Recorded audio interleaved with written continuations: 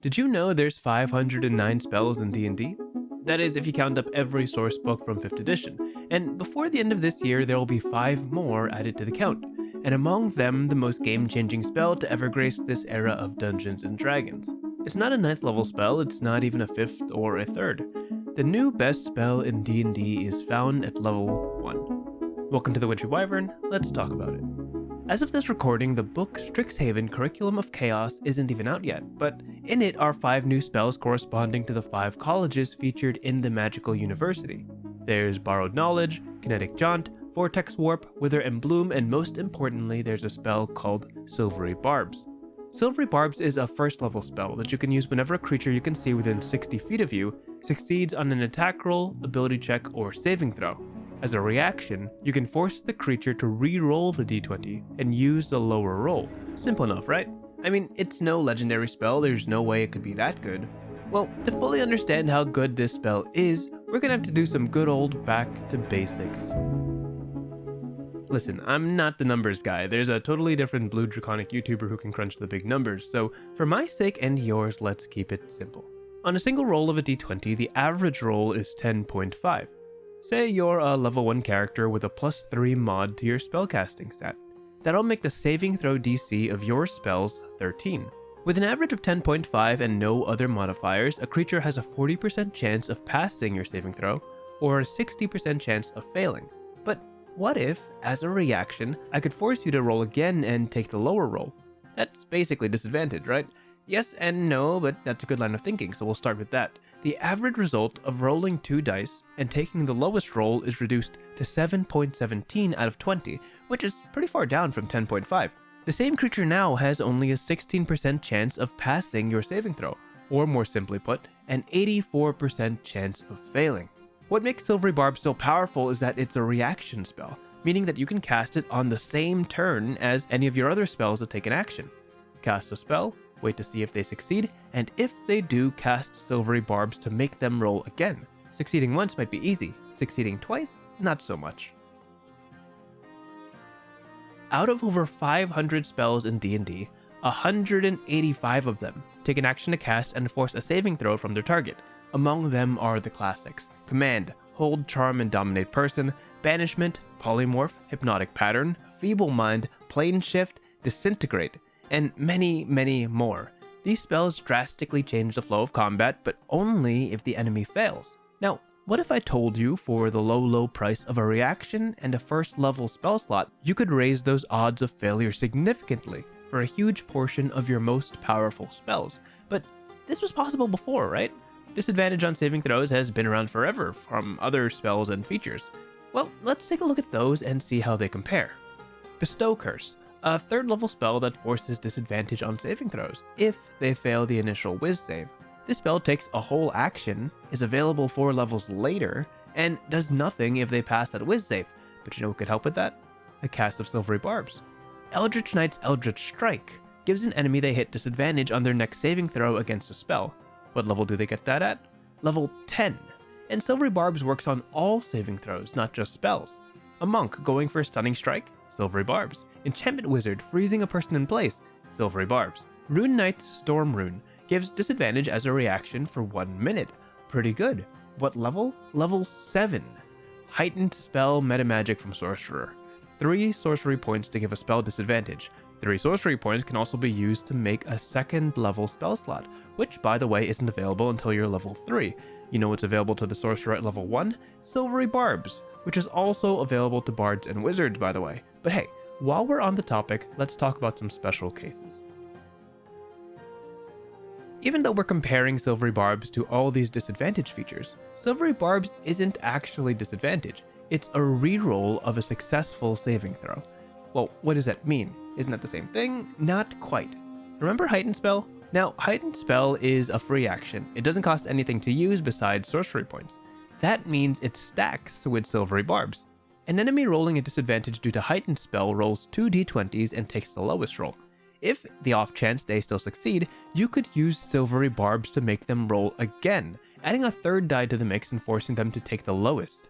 Some people call this super disadvantage, first seen in the lucky feat when 3 dice are involved. Remember those averages? Average of a d20 is 10.5.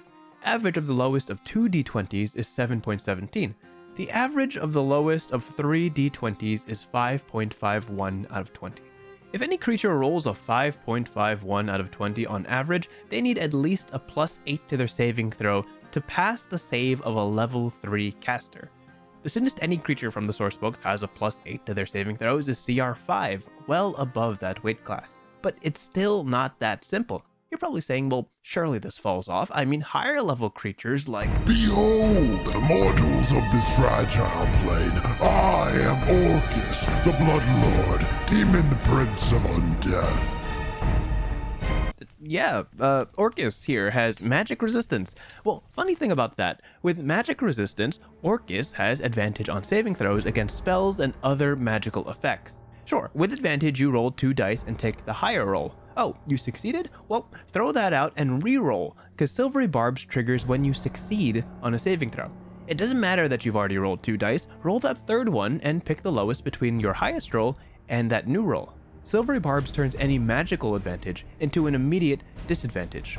But wait, you've fallen into my trap. I still have legendary resistance. Right, about that. Remember what I said about succeeding on a saving throw?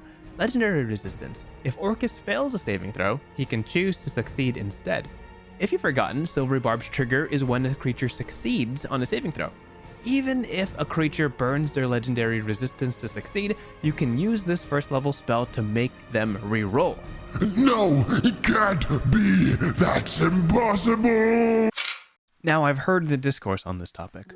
If you're forcing a reroll of a saving throw that is set to succeed no matter how low it is, Silvery Barbs by this logic doesn't cancel out legendary resistance.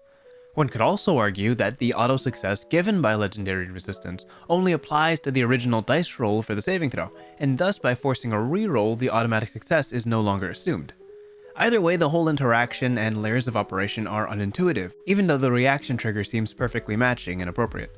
At the end of the day, we know nothing should challenge a legendary resistance, and that's kind of the core of it. It's legendary for a reason, much less a first level spell. The fact that this conversation is even happening is an innate design flaw that I still have a problem with.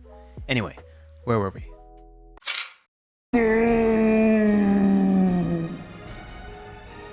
Whew, glad that's over with. I know what you're probably going to say. How can Silvery Barbs be the best spell in the game when Wish exists? Of course, the famous Wish, the 9th level spell Wish. Well, to be honest with you, I'm just being realistic. How many of you have actually had the chance to cast Wish? And not from any dinky item, I mean 17th level real Wish.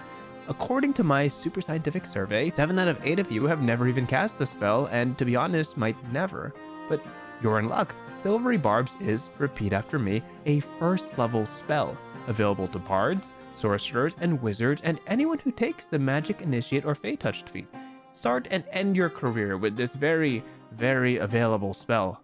And that's it. Hopefully I've convinced you that this is indeed the best spell in the game. Make sure you like, comment, and... Alright, there's more. Silvery Barbs doesn't just work on saving throws. It also affects attack rolls and ability checks too. Oh, did that Cave Bugbear roll a crit on you? Nope, reroll. Did you lose a grapple check? Nope, reroll. Did that Town Guard see through your faulty lies? Nope, reroll. I think it says something that major features of both the Grave and Light Cleric are totally encompassed within a single first level spell. Oh yeah, and did I mention there's a whole second half to this spell? You can then choose a different creature you can see within range. You can choose yourself. The chosen creature has advantage on the next attack roll, ability check, or saving throw it makes within 1 minute. A creature can be empowered by only one use of the spell at a time. This is a totally unnecessary cherry on top of a 5-course meal. This is good and useful. I don't need to explain it, right? But the spell absolutely did not need this to be good, but boy does it have it. Listen, there's so many ways that they could have dialed the spell back. They could have reduced the range to make it actually a spell that you have to commit to. They could have totally scratched the second half and no one would bat an eye. They could have simply made it a disadvantage effect, so it doesn't stack with heightened spell and it doesn't beat legendary resistance. And why is it a first level spell when all the other spells in the same book are second level? Alright, enough Ranting. You get it, right? This is a first level, easily dippable spell that's better than disadvantage, beats out a ton of high level features, bypasses magical resistances, grants advantage, and simply by existing makes 185 other spells much more potent. It changes the whole game at a foundational, fundamental level.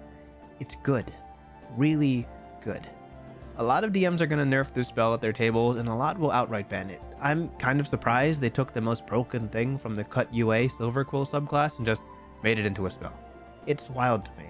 If you're a DM and you've got smart, critical thinking players at your table, really think about this spell and whether you should allow it. Let me know in the comments if you're going to let this one fly. It's a doozy.